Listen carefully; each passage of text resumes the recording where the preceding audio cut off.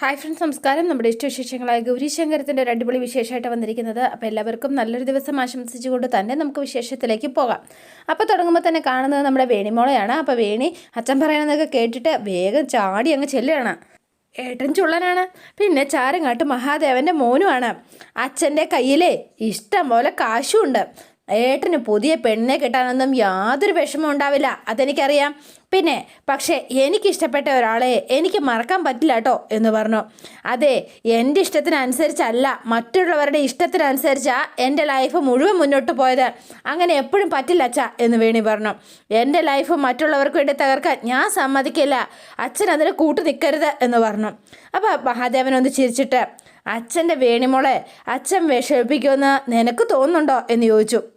അപ്പോൾ തട്ടി മാറ്റി കയ്യ്, അതെ, നിൻ്റെ ലൈഫ് തകർക്കാനായിട്ട് ഈ അച്ഛൻ്റെ കൊക്കിന് ജീവനെടുത്തോളം കാലം ഞാൻ ആരെ സമ്മതിക്കില്ല മോളെ, നീ ധൈര്യമായിട്ടിരുന്നോ. ഇതേ ഈ ചാരങ്ങാട്ട് മഹാദേവൻ മോക്ക് തരണ വാക്കാ, ഒരച്ഛൻ മോക്ക് തരണ വാക്ക്, എന്താ പോരെ എന്ന് ചോദിച്ചു.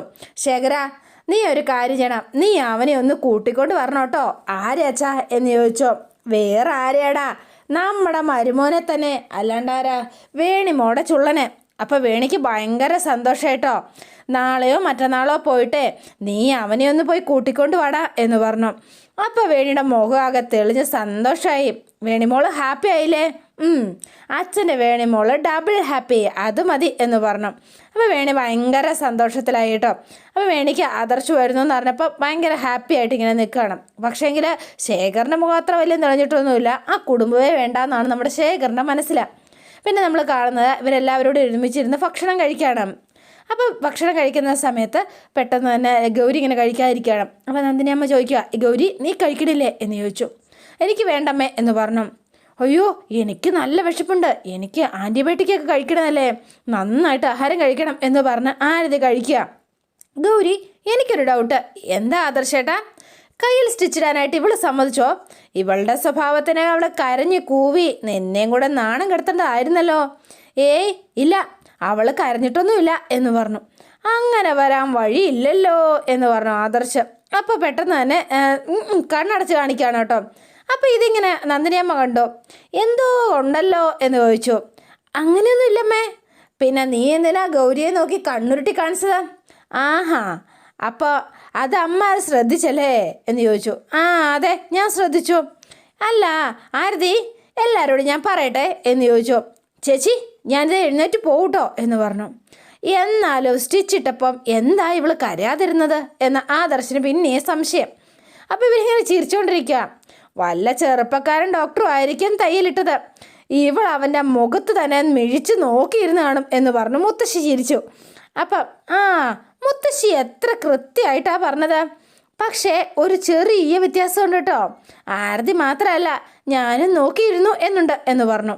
അപ്പോൾ ഇവരുണ്ടവരുടെ ആഹാ അതെന്താ, സത്യമാണ് പറഞ്ഞത്. ആ ഡോക്ടറെ കണ്ടപ്പം ഒരു നിമിഷം ഞാനൊന്ന് അമ്പരന്ന് പോയമ്മേ. എന്താ കാര്യം എന്നറിയോ, നവീൻ്റെ അതേ മുഖമുള്ള അതേ ഒരു രൂപമുള്ള അതുപോലെ തന്നെ ഒരു ഡോക്ടർ. പക്ഷേ നവീനാന്നേ ഒറ്റ നോട്ടത്തിൽ മനസ്സിലാവുള്ളൂ, പക്ഷേ സംസാരിച്ച് കഴിഞ്ഞപ്പം അത് നവീനല്ലാന്ന് ഞങ്ങൾക്ക് മനസ്സിലായി എന്ന് പറഞ്ഞു. അത്രയ്ക്ക് സാമ്യമുണ്ട് മുത്തശ്ശി. പിന്നെ ആ ഡോക്ടർ നമ്മുടെ ആരതിയോട് അതെ അങ്ങനെ വളരെ മര്യാദയോടെയാണ് പെരുമാറിയത്. അതുകൊണ്ട് ആ സ്റ്റിച്ചിട്ടപ്പോൾ ഇവൾ കരിയാതെ പിടിച്ചിരുന്നത് എന്ന് പറഞ്ഞു. അപ്പോൾ ഇവരെല്ലാവരോടും ചിരിക്കണം. അപ്പോൾ ചിരിച്ചപ്പോഴത്തേനും ഒരു കോളിംഗ് ബെല്ലടി കേട്ടു. അപ്പോൾ അച്ഛനായിരിക്കും എന്നാണ് നന്ദിനിയമ്മ പറയുന്നത്. ശ്യാമേട്ടനായിരിക്കും എന്ന് പറഞ്ഞ് വേഗം തന്നെ നന്ദിനിയമ്മ വാതിൽ തുറന്നപ്പോൾ മറ്റാരുമല്ല, നമ്മുടെ ശങ്കറാണ് എത്തിയിരിക്കുന്നത്. അപ്പോൾ ശങ്കറിൻ്റെ രൂപവും ഭാവവും മുഖഭാവവും ഒക്കെ മാറി. അപ്പോൾ വേഗം തന്നെ അപ്പോൾ ഇങ്ങനെ നന്ദിനിയമ്മ പേടിച്ചിങ്ങനെ നോക്കുകയാണ് കേട്ടോ. വേഗം തന്നെ ശങ്കർ എന്ത് ചെയ്തു, അകത്തേക്ക് കയറി. ഗൗരി വാ നമുക്ക് പോകാം എന്ന് പറഞ്ഞു. എങ്ങോട്ട്? ഞാൻ വരണില്ല എന്ന് പറഞ്ഞു. അപ്പോൾ ഗൗരീനെ ബലമായിട്ട് കൈക്ക് പിടിച്ച് വലിക്കുകയാണ്. ശങ്കർ, എൻ്റെ കയ്യിൽ നിന്ന് വിട്, ഞാൻ വരില്ല എന്ന് തന്നെ ഗൗരി തറപ്പിച്ച് പറയുകയാണ്. അപ്പോൾ ആദർശം കയറി ഇടപെട്ടു. ശങ്കർ, നീ വീട് കയറി എന്നെ ഗുണ്ടായിസം കാണിക്കുകയാണ്, മര്യാദയ്ക്ക് ഗൗരിയുടെ കൈ വിട് എന്ന് പറഞ്ഞു. ബലമായിട്ട് എൻ്റെ പെങ്ങളെ ഇവിടുന്ന് കൊണ്ടുപോകില്ല ശങ്കർ. അളിയൻസേ, എന്നാൽ അളിയൻസ് ഒരു കാര്യം കേട്ടോട്ടോ, ഈ ശങ്കർ മഹാദേവൻ്റെ ഭാര്യ ഈ ഈ ഗൗരീനെ ഞാൻ കൊണ്ടുപോവുക എന്ന് പറഞ്ഞു. അത് തീരുമാനിച്ചുറപ്പിച്ച് തന്നെയാണ് ഞാൻ വന്നിരിക്കുന്നത്. കയ്യിൽ നിന്ന് നമ്മുടെ ആരെയൊന്ന് തോക്കിങ്ങോട്ട് എടുത്തു കേട്ടോ ശങ്കർ. അപ്പോൾ ഇവരെല്ലാവരും ഒന്ന് പേടിച്ചു പോയേ. ശങ്കറിൻ്റെ ആ നിപ്പ് കണ്ടപ്പോഴത്തേനും തടയാൻ പറഞ്ഞത് ആരാണെങ്കിലും ഞാൻ പൊട്ടിക്കും എന്ന് പറഞ്ഞാൽ ഞാൻ പൊട്ടിക്കും, അറിയാലോ എന്നെ എന്ന് ചോദിച്ചു. നീ എന്തുട്ടാ നീ നേരത്തെ പറഞ്ഞത്? നിന്റെ ഭർത്താവാകാനുള്ള യാതൊരു യോഗ്യതയും എനിക്കില്ലാന്നോ? എൻ്റെ യോഗ്യത എന്താണെന്ന് എൻ്റെ കിടാവിന് ഞാൻ കാണിച്ചു തരാട്ടോ എന്ന് പറഞ്ഞു. അപ്പം നന്ദിനിയമ്മ കയറിപ്പിടിച്ചു. ശങ്കരേ മോനെ, നീ എന്തായി കാണിക്കണത്? നന്ദിനിയമ്മ എൻ്റെ പിടിവിട്ട് നിൽക്കുക കേട്ടോ. ദേ നോക്കി നിന്ന് ബ്ലോക്ക് ചെയ്ത് നിന്നാണ്ടല്ലോ. മുത്തശ്ശി മര്യാദയ്ക്ക് നന്ദിനിയമ്മയെ മാറ്റി നിർത്താം, അല്ലെങ്കിൽ അതേ ഞാൻ പറയട്ടെ, എൻ്റെ കയ്യിലിരിക്കണമുണ്ടല്ലോ വെറും 1500 രൂപയ്ക്ക് കിട്ടുന്ന എയർഗണ്ണ്, അങ്ങനത്തെ സാധനങ്ങളൊന്നും അല്ല കേട്ടോ എന്ന് പറഞ്ഞു. നന്ദിനി, നീ അങ്ങോട്ടേക്ക് മാറി നിൽക്ക്, ഇവനൊരു ഭ്രാന്ത ചെറുക്കനാ എന്ന് മുത്തശ്ശി പറഞ്ഞു. അതെ, മുത്തശ്ശി പറഞ്ഞത് തന്നെയാ കറക്റ്റ്. എനിക്ക് ഭ്രാന്ത, ഭ്രാന്ത. എന്നെ ഈ പരുവത്തിലാക്കിയത് ആരാണെന്ന് അറിയാവോ? നിങ്ങളുടെ ഈ ഗൗരിയാ, ഈ നിൽക്കുന്ന ഗൗരി. നീ എന്തൊട്ടാ ഗൗരി എന്നെ കറ്റി കരുതിയിരിക്കുന്നത്? എല്ലാം സിമ്പിളായിട്ട് അങ്ങ് ഒഴിവാക്കാമെന്നോ? ഗൗരി പോയാൽ പിന്നെ ഉണ്ടോ മുത്തശ്ശിയെ എന്ന് ചോദിച്ചു. അപ്പോൾ മുത്തശ്ശി പാവം ഇങ്ങനെ പേടിച്ച് നിൽക്കുക. മുത്തശ്ശി എന്താ മിണ്ടാത്തത് എന്ന് ചോദിച്ചു. അപ്പോഴും മുത്തശ്ശിക്ക് മിണ്ടാട്ടമില്ല. അപ്പോൾ മുത്തശ്ശിയുടെ നേരെ ചൂണ്ടി കേട്ടോ. പറഞ്ഞേ മുത്തശ്ശിക്ക് ഈ പുരാണമൊക്കെ നന്നായിട്ട് അറിയാവുന്ന ആളല്ലേ? ഗൗരി ഉണ്ടെങ്കിൽ ഇല്ലെങ്കിൽ പിന്നെ ശങ്കരനുണ്ടോ എന്ന് ചോദിച്ചു. ഇല്ല എന്ന് പറഞ്ഞു മുത്തശ്ശി. കേട്ടല്ലോ, നിന്റെ മുത്തശ്ശി വരെ പറഞ്ഞത് നീ കേട്ടല്ലോ. അതുകൊണ്ടാണ് പറയണത്, ഗൗരിയും ശങ്കരനും ഒരുമിച്ച് എപ്പോഴും വേണം കേട്ടോ. അത് വടക്കുനാഥനും പാർവതി ദേവിയും പോലെ. മനസ്സിലാവുന്നുണ്ടോ നിനക്ക്? അങ്ങനത്തെ ഡിവൈൻ ലവ് ആണ്, മനസ്സിലായോ? ദൈവികമായ സ്നേഹമാണ് നമ്മുടെ സ്നേഹം. ശങ്കരേ, നീ ആ തോക്ക് താഴെ വെക്ക്, എന്നിട്ട് ഗൗരി വിട് എന്ന് പറഞ്ഞു ആദർശ്. അളിയൻസിനോടുള്ള സ്നേഹം കൊണ്ട് പറയുക കേട്ടോ. അളിയൻസ് ഈ മാറ്ററിലേക്ക് കയറി വിടല്ലേ. ഞാനിപ്പോൾ ഫുൾ പിടിവിട്ട് നിൽക്കുക കേട്ടോ. ഗൗരി, നീ എൻ്റെ കൂടെ വന്നില്ലെങ്കിൽ പിന്നെ ഞാനിവിടെ എന്തൊട്ടൊക്കെ ചെയ്യാൻ പോകണമെന്ന് എനിക്ക് തന്നെ അറിയാൻ പറ്റില്ല കേട്ടോ എന്ന് പറഞ്ഞു. അപ്പോൾ മുത്തശ്ശിയുടെ നേരെയും അതുപോലെ തന്നെ ഗൗരിയുടെ നേരെയും ഒക്കെ ഇങ്ങനെ ഇത് ചൂണ്ടി നിൽക്കുകയാണ് ശങ്കരൻ. ചിലപ്പോൾ അറിയാലോ, എൻ്റെ കാര്യം നിനക്കറിയാലോ.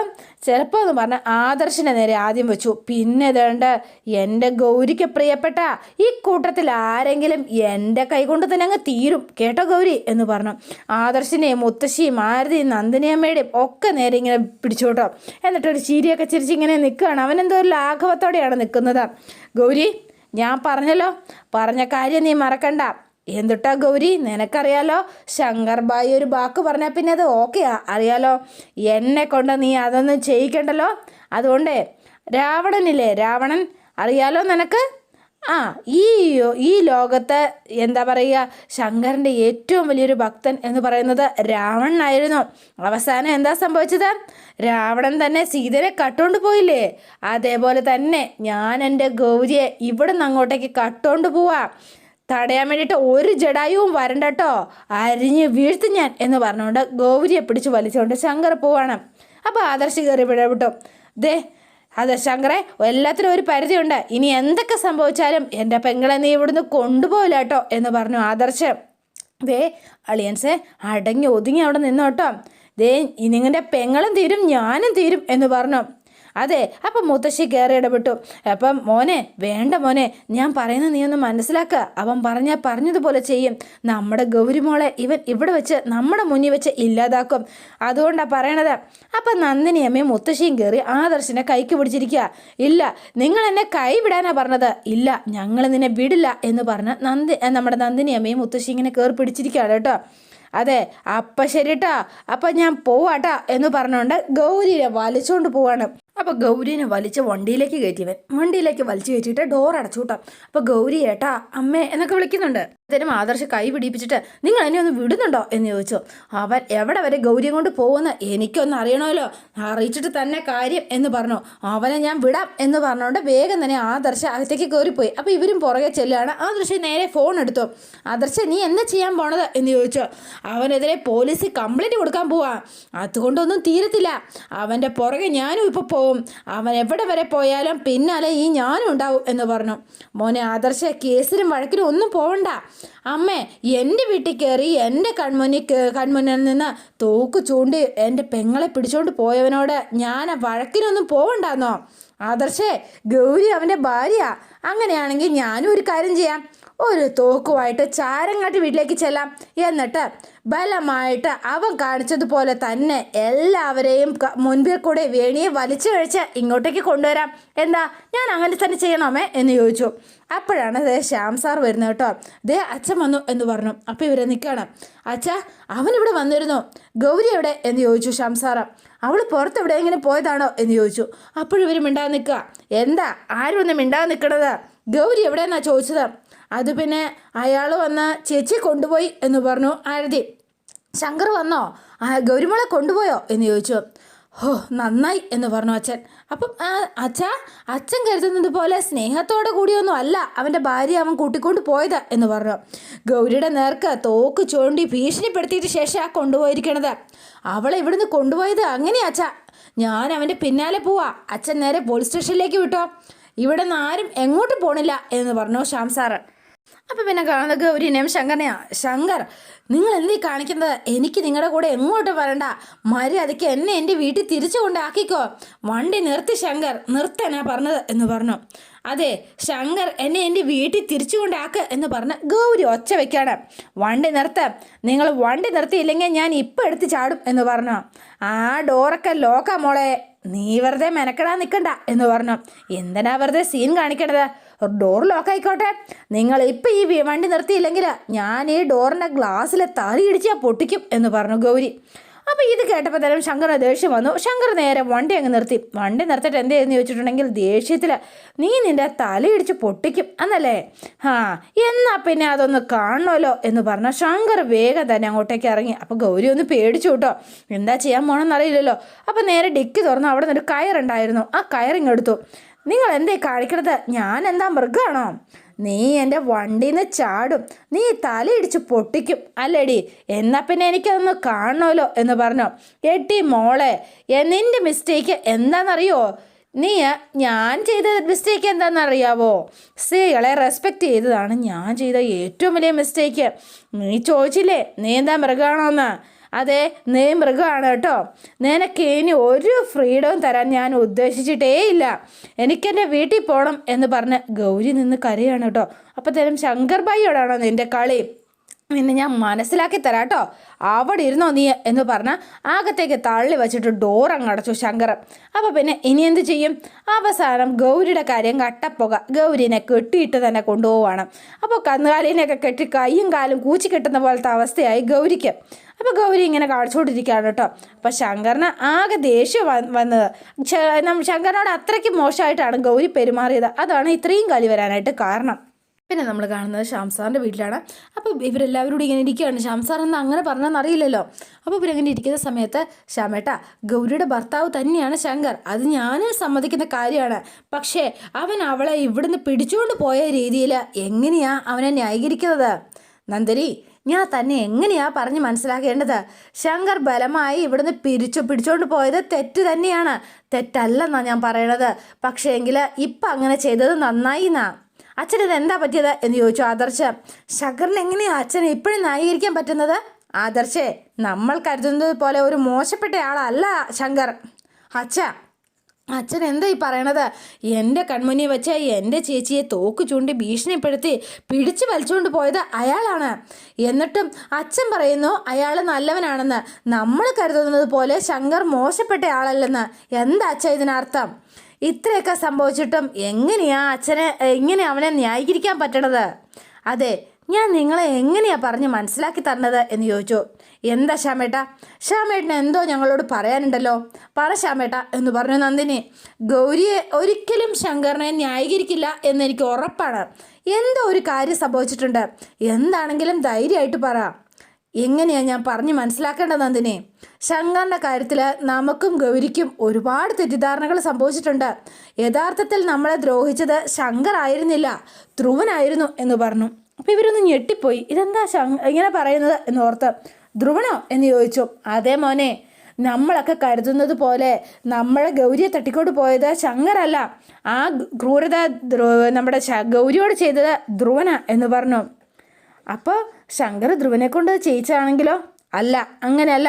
ആ സത്യം എനിക്ക് ഇന്നാ മോനെ മനസ്സിലായത്. ഗൗരിയെ തട്ടിക്കൊണ്ടു പോയതില്ല ശങ്കറിന് യാതൊരു പങ്കുമില്ല. അതുമാത്രമല്ല, നവീനെ തല്ലി ഹോസ്പിറ്റലിലാക്കിയതും ചുവരിൽ ഗൗരി മോളുടെ പേരെഴുതി വെച്ച് മോശമായിട്ട് എഴുതിയതും ഒക്കെ നമ്മുടെ ധ്രുവന് ഇതൊക്കെ ചെയ്തിരിക്കുന്നത് എന്ന് പറഞ്ഞു. അപ്പോൾ ഇവരൊന്ന് ഞെട്ടിപ്പോയി കേട്ടോ. ഇക്കാര്യമൊന്നും ശങ്കറും ഇതുവരെ അറിഞ്ഞിട്ട് പോലുമില്ല എന്ന് പറഞ്ഞു. അച്ഛൻ എന്തൊക്കെയാണ് പറയണത്? സത്യമാണ് എന്ന് പറഞ്ഞു. എല്ലാത്തിൻ്റെയും പിന്നിൽ ആ ധ്രുവന. അവൻ ഇതെല്ലാം നേരിട്ട് എന്നോട് തന്നെ സ്വന്തമായിട്ട് പറഞ്ഞതാ. ഇതൊക്കെ ചെയ്തത് അവനാണെന്ന് അവൻ സമ്മതിച്ചോ? സമ്മതിച്ചു എന്ന് പറഞ്ഞു. അപ്പോൾ എല്ലാവരും ഷോക്കായി പോയി കേട്ടോ. ശങ്കറിനെ കുറിച്ച് ഇവരുടെ ധാരണ ഭയങ്കര മോശമായിരുന്നു. അപ്പോൾ ധ്രുവൻ വന്ന കാര്യവും ധ്രുവനെ തന്നോട് പറഞ്ഞ കാര്യങ്ങളും എല്ലാ കാര്യങ്ങളും ഇങ്ങനെ നമ്മുടെ എല്ലാ കാര്യങ്ങളും പറഞ്ഞിങ്ങനെ മനസ്സിലാക്കി കൊടുക്കുകയാണ് ഇവർക്ക്. അപ്പോൾ പിന്നെ ആകെ വിഷമമായിപ്പോയി കേട്ടോ. ശരിക്കും പറഞ്ഞാൽ ശങ്കറിനെ ഒരുപാട് തെറ്റിദ്ധരിച്ചിട്ടാണ് ഗൗരി ഇങ്ങനെ പെർഫോം ചെയ്യുന്നത്. സത്യം അറിഞ്ഞിരുന്നെങ്കിൽ ഞാൻ ഒരിക്കലും ഈ കല്യാണത്തിന് സമ്മതിക്കില്ലായിരുന്നു. നമ്മുടെ എന്താ പറയുക, നമ്മുടെ ശരിക്കും പറഞ്ഞാൽ നമ്മുടെ ജീവിതവും ഗൗരിയുടെ ജീവിതവും ഒക്കെ തകർത്തത് ഈ പറയുന്ന ശങ്കറല്ല, ആ ധ്രുവന. അവൻ ഒരുത്തനും ഇതിനെല്ലാം കാരണം. ചെയ്യാത്ത തെറ്റുകൾക്കാണ് നമ്മൾ ശങ്കറിനെ ശിക്ഷിച്ചുകൊണ്ടിരിക്കുന്നത് ഇപ്പോൾ ഓരോ നിമിഷവും. അപ്പോൾ അതോർത്തപ്പോൾ നമ്മുടെ ശ്യാം സാറിനും സങ്കടമായി കേട്ടോ. അപ്പോൾ ഗൗരിയെയും കൂട്ടിക്കൊണ്ട് നമ്മുടെ ശങ്കർ അങ്ങോട്ടേക്ക് പോയിക്കൊണ്ടിരിക്കുകയാണ്. നമ്മുടെ ചാരങ്ങാട്ട് വീട്ടിലേക്കാണ് എത്തിക്കൊണ്ടിരിക്കുന്നത് കേട്ടോ. അപ്പോൾ ചാരങ്ങാട്ട് വീട്ടിലെത്തുമ്പോൾ ഇനിയുള്ള പെർഫോമൻസ് പറയേണ്ട കാര്യമില്ലല്ലോ. അപ്പോൾ വണ്ടി എത്തി നേരെ തന്നെ ശങ്കർ ചെന്നു. ശങ്കർ എന്നിട്ട് ഗൗരീനെ അഴിച്ചു വിടുകയാണ് കേട്ടോ. കയ്യിൽ കെട്ടിയിരുന്നതും കാലിൽ കെട്ടിയിരുന്നതും ഒക്കെ അഴിക്കുകയാണ്. അപ്പോൾ ഇത് കണ്ടുകൊണ്ട് മഹാദേവൻ വരുന്നത്. മഹാദേവന് ഭയങ്കര സന്തോഷമായി. നമ്മുടെ കുട്ടിശങ്കരൻ കൊള്ളാലോ, ആള് പുലിയാണല്ലോ ഇവൻ തന്നെ. നീ എന്തടി ആലോചിച്ചിരിക്കണത്? ഇങ്ങോട്ട് ഇറങ്ങി വാ എന്ന് പറഞ്ഞു. ഇങ്ങോട്ട് ഇറങ്ങി വരാനാ പറഞ്ഞത് എന്ന് പറഞ്ഞു. അപ്പോൾ ഇങ്ങനെ വിളിച്ചിറക്കി. ഒരു കാര്യം ഞാൻ പറഞ്ഞേക്കാം, മര്യാദയ്ക്ക് ഇവിടെ ഒരു പ്രശ്നം ഉണ്ടാക്കാൻ നിന്നോണം, ഇല്ലെങ്കിൽ എൻ്റെ കയ്യിലിരിക്കുന്ന തോക്ക് ഞാൻ പൊട്ടിക്കും. മര്യാദയ്ക്ക് അങ്ങോട്ട് വരാനാ പറഞ്ഞത് എന്ന് പറഞ്ഞ് കൂട്ടിക്കൊണ്ട് ചെല്ലുകയാണ്. അപ്പോൾ അച്ഛൻ ചിരിച്ചിരിച്ചല്ലേ കേട്ടോ. ആഹാ, എടാ മോനെ കുട്ടിശങ്കര, എന്ത് പറ്റിയടാ എന്ന് ചോദിച്ചോ. നിന്റെ ഗൗരി നിൻ്റെ ഒപ്പം വരാനായിട്ട് തയ്യാറായില്ല അല്ലേ? കൊള്ളാം, അതുകൊണ്ടാണ് നീ അവളെ കെട്ടി വലിച്ചുകൊണ്ട് കൊണ്ടുവരണേ. കൊള്ളാം, സൂപ്പർ എന്ന് പറഞ്ഞ് അട്ടഹസിച്ച് ചിരിക്കുകയാണ് കേട്ടോ. എടി പ്രൊഫസറുടെ മോളെ എന്ന് വിളിച്ചു. നീ വലിയ ഡയലോഗ് അടിച്ചിട്ടാണല്ലോ ഇവിടുന്ന് പോയത്. എന്താണെന്നറിയില്ലല്ലോ. എടി രാധേ, കമലേ, ശേഖരോ, ഒന്നിങ്ങി വന്നേ, ഒരു കാഴ്ച കാണാം. എല്ലാവരും കൂടെ വേഗം ഇങ്ങ് വായോ, ഒരടാറ് സീന് കാണാനുണ്ടേ എന്ന് പറഞ്ഞു. അപ്പോൾ വേഗം തന്നെ ശേഖരനും ബാക്കിയുള്ളവരും എല്ലാവരും ഇങ്ങോട്ട് എത്തുകയാണ്. അപ്പോൾ രാധയുടെ മുഖത്തൊക്കെ ഭയങ്കര സന്തോഷം. എത്തിയോ? എടി രാധേ, ഇതേ നോക്കിക്ക് ആരാണെന്ന്. നമ്മൾ എന്തുട്ടാ പറഞ്ഞു നിർത്തിയത്? അത് തുടങ്ങാം. ഇനി ഒരു നിമിഷം പോലും ഞാൻ ചാരങ്ങാൾ വീട്ടിൽ നിൽക്കില്ല എന്നൊക്കെ പറഞ്ഞിട്ട് ഇറങ്ങിപ്പോയവളാണ് ഈ പറയുന്ന നീ. എന്താ ശരിയല്ലേ? ഇപ്പം എന്തിട്ടാ ഉണ്ടായത് എന്ന് ചോദിച്ചു.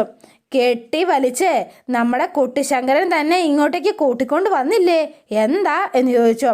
എടി മരുമോളെ, ഒരു കാര്യം പറയട്ടെ, പെണ്ണിൻ്റെ ജീവിതം എന്ന് പറയണത് ഇത്രയേ ഉള്ളൂ കേട്ടോ. എന്താണെന്നറിയുമോ?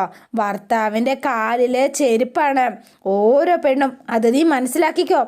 അപ്പോൾ നമ്മുടെ ശേഖരൻ പെട്ടെന്ന് തന്നെ കമലയെ കാണിച്ചു കൊടുക്കുകയാണ്. അച്ഛൻ പറയുന്നത് കേട്ടോ എന്നുള്ള മട്ടിൽ, നിനക്കും ഇത് ബാധകമാണ് എന്നുള്ള മട്ടിൽ അവനും തലയാട്ടുക. അതിനപ്പുറത്തേക്ക് യാതൊരു വിലയില്ലടി, അത് നീ മനസ്സിലാക്കിക്കോ. നിനക്കിപ്പോഴേ കുട്ടിശങ്കരൻ അത് ബോധ്യപ്പെടുത്തി തന്നു അല്ലേ എന്ന് ചോദിച്ചു. അപ്പോൾ ഗൗരി ഒന്നും മിണ്ടാതെ ഇങ്ങനെ നിൽക്കുകയാണ്. അപ്പോൾ ഇതൊക്കെ കേട്ട് കുട്ടിശങ്കരൻ ഇങ്ങനെ നിൽക്കുന്നു. അതോടെയാണ് ഇന്നത്തെ വിശേഷം അവസാനിക്കുന്നത്. ഇനി നാളത്തെ വിശേഷം ഇതിലും ഗംഭീരമാണ്. അപ്പോൾ എല്ലാവരും വെയിറ്റ് ചെയ്യുക. നിങ്ങൾക്ക് ഇഷ്ടപ്പെട്ടുവെങ്കിൽ ലൈക്ക് ചെയ്യുക, ഷെയർ ചെയ്യുക. തൊട്ടടുത്ത് ആ ബെൽ ബട്ടൺ കൂടെ ഒന്ന് ഞെക്കുകയാണെങ്കിൽ ഞാൻ ഇടുമ്പോൾ തന്നെ നോട്ടിഫിക്കേഷൻ ലഭിക്കുന്നതായിരിക്കും. പുതുപുത്തൻ വിശേഷമായിട്ട് എത്താം. Bye and see you again.